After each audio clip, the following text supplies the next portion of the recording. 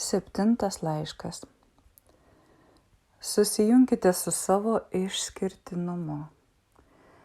Visatoje nėra nieko vienodo, taip ir žemėje nėra nei vieno vienodo žmogaus.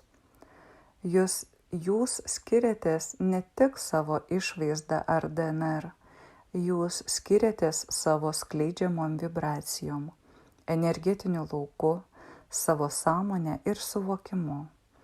Priimkite savo unikalumą kaip didžiausią savo turtą, didžiuokitės juo ir įgalinkite jį. Jau praėjo laikai, kai reikėjo pritapti ir būti panašiu į daugumą. Dabar atėjo metas skleistis jūsų savitumui. Ir tai yra be galo gražu. Kiekvienas esate kaip mozaikos dalis, o kartu sudarote didelį gražų paveikslą, pilną spalvų ir formų.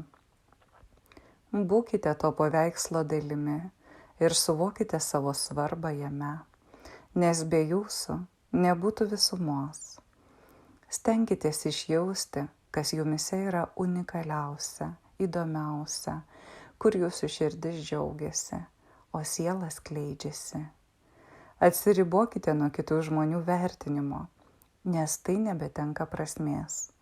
Jūsų individualumas yra kaip ryškiausia šviesa, kurios nevalia užgesinti.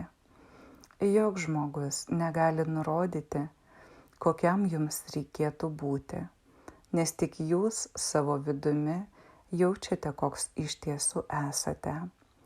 Stiprinkite šį suvokimą ir pajautimą, kuo dažniau susitelkdami į savo vidų.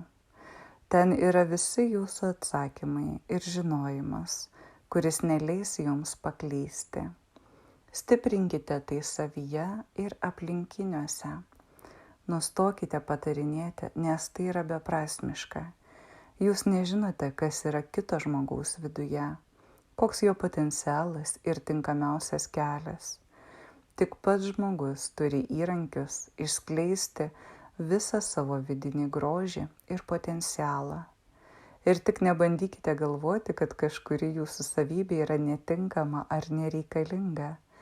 Viskas, kas jums suteikta, yra tikslinga dovana, harmoningai papildanti visatos matricą.